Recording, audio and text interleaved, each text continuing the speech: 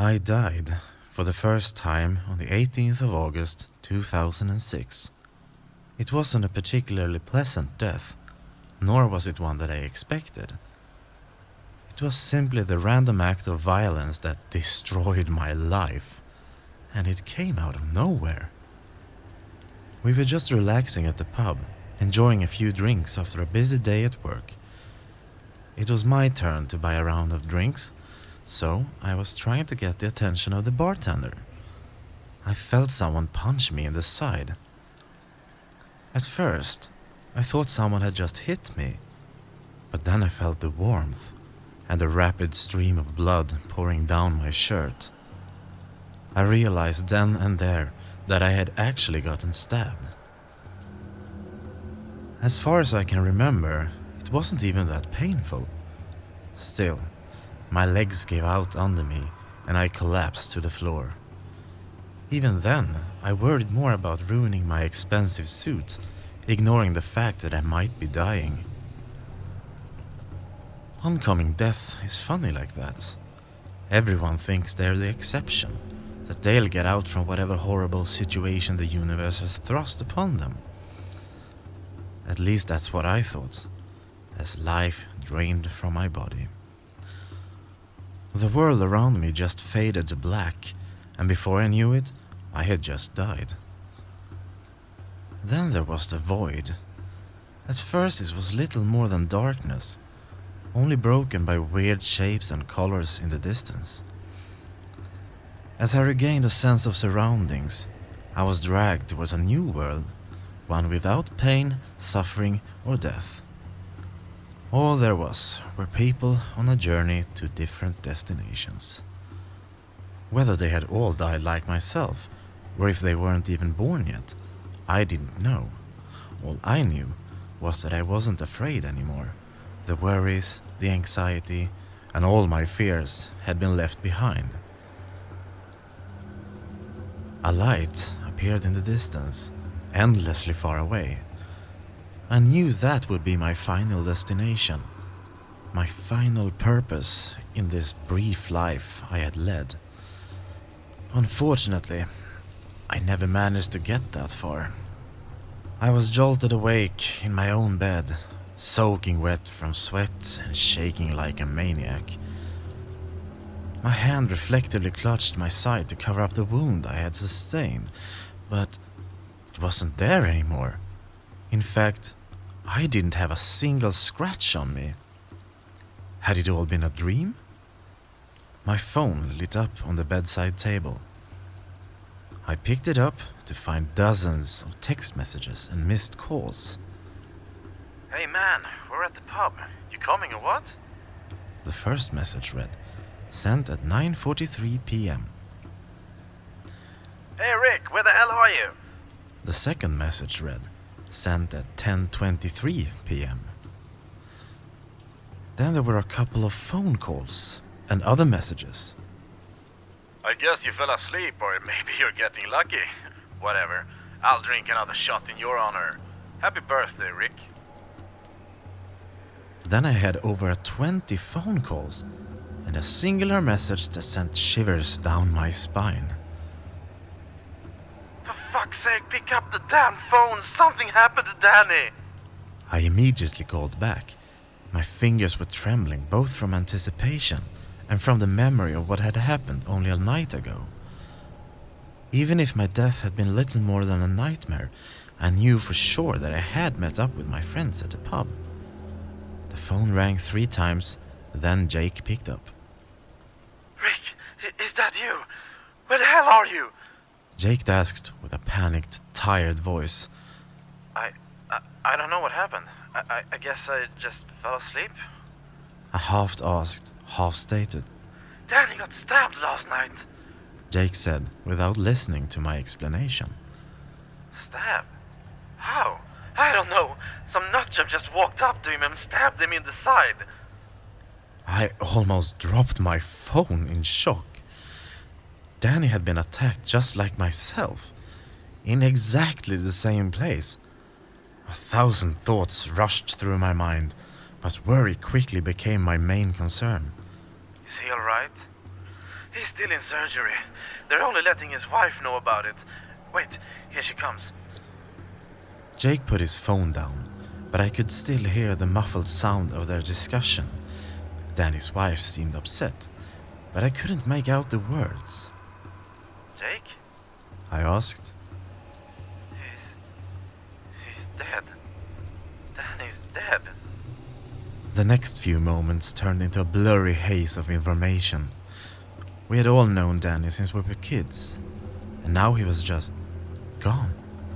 The murderer never even made it out from the pub. Apparently he got shot by one of the patrons as he tried to attack another guest. Still, I just couldn't shake the feeling that I was supposed to die that night. Regardless of what happened, time marched on without answers. Some of our co-workers quit after Danny's death, trying to hopelessly move on. I didn't blame them. I also needed some distance. I never even told them what I experienced that night. It wouldn't have helped them anyway. A year passed, and I hardly spoke to any of my friends. I started to get some semblance of normalcy in the wake of Danny's death, but that would all come to an end on the 18th of August 2007. My birthday had arrived yet again, and I had absolutely no intention of celebrating it. Instead, I called in sick to work, bought a bottle of whiskey, and spent the day playing video games. By the time day had given way to night, I had almost finished the bottle. Even as a rather large guy, the alcohol had hit me hard. At around 9 o'clock, I just passed out in the bed, awaiting a horrible hangover in the morning. I only awoke around midnight when I heard the front door forcefully break open, followed by footsteps and whispers. I tried to get up, still drowsy from the alcohol. As I took one step out from my bed, I slipped and came tumbling down onto the floor. It produced a massive crash, loud enough to alert whichever intruders had broken in. I thought you said no one would be home. A man stated angrily. Don't worry about it. I'll go deal with them. The footsteps moved quickly in my direction. I tried to lock the door, but they were too fast, kicking it open and knocking me back to the ground. A masked man entered my room, holding onto a gun. He only spoke a single sentence to me before pointing the weapon at me and pulling the trigger. "You should have stayed quiet!" Unfortunately, the man was a horrible shot. He had aimed at my head, but had hit me in the throat instead. There I lay, drowning in my own blood, as I desperately gasped for air. I couldn't crawl away, and I couldn't call for help.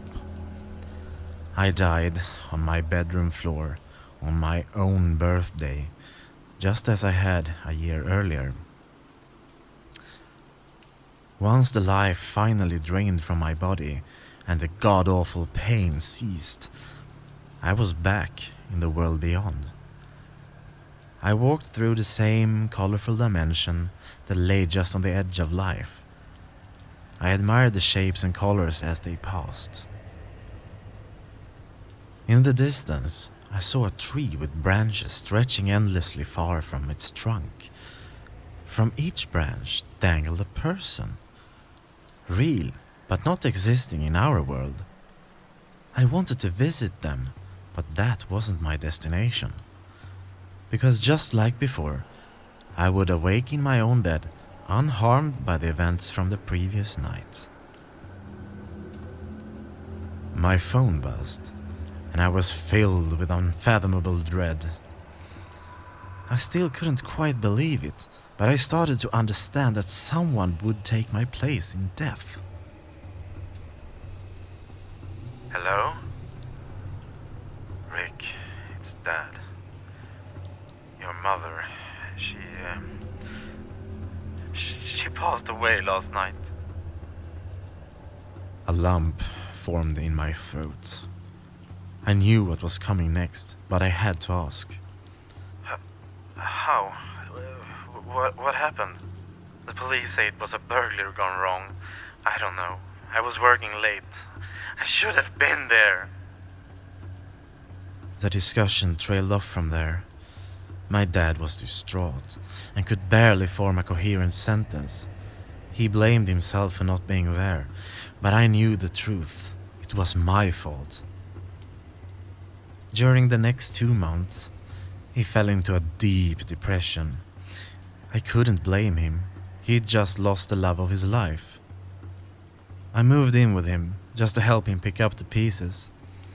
He'd put on a strong face, trying his best to keep his ship afloat, but I could tell just how close he was to breaking down. If only I had been there. It wasn't your fault, Dad. Had you been there, you might be gone too. You don't know that. But I did know, because the burglars weren't ever supposed to visit my parents' house.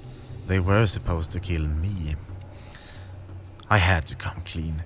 I had to let him know the truth. But how could I? Half a year passed, and the secret ate at me. After everything that has happened, I still didn't know how to explain it.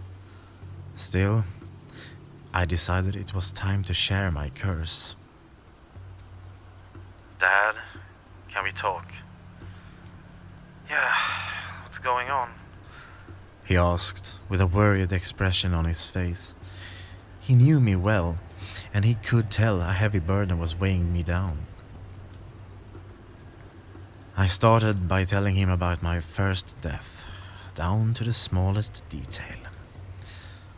Of course, it matched everything that people had witnessed in the pub that night, even the location of the stab wound. I told him Danny had taken my place in death, and that I felt guilty.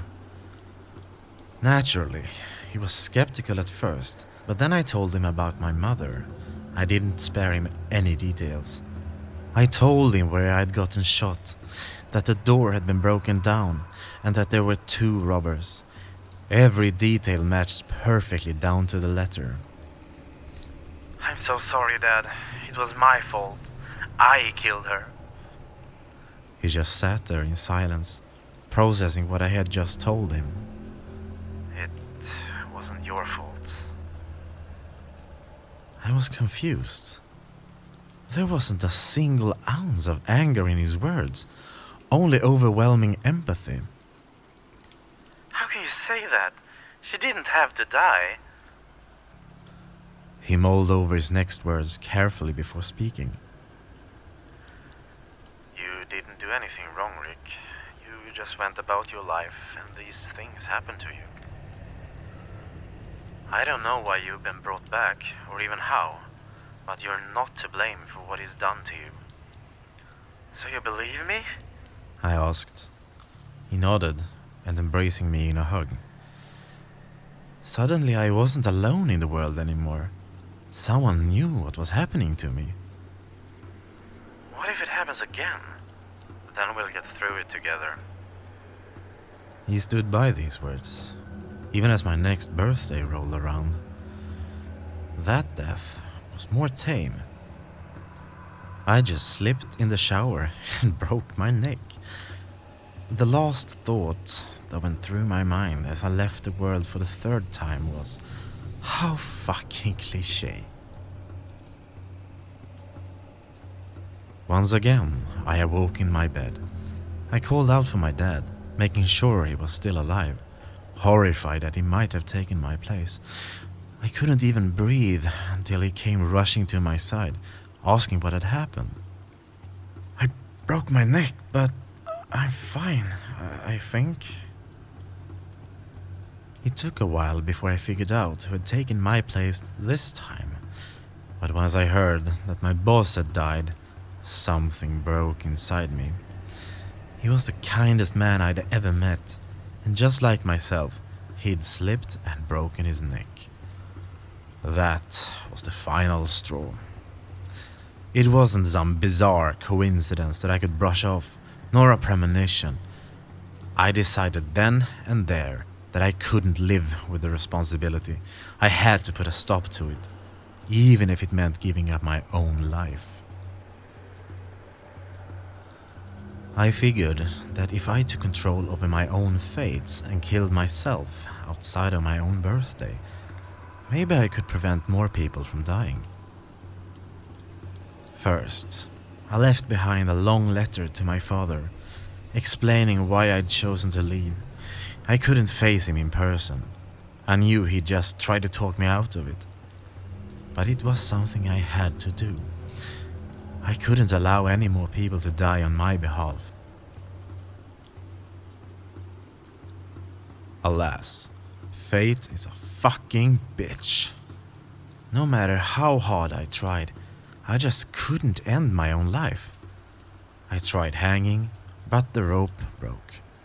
Then I tried to shoot myself, but the gun jammed. When that failed, I tried to drive my car into a tree, but I somehow survived that as well. Any attempt was met with failure. All I could do was to wait for my next birthday and let someone die in my place. No matter how many times I tried, I just couldn't die. I was a slave to destiny, and it was destroying me. In 2009, I was hit by a drunk driver, and my girlfriend took my place. In 2010, I drowned, and my kind neighbor had to go through that death. In 2011, I died from a brain aneurysm, which ended up killing my aunt. And so on, and so on.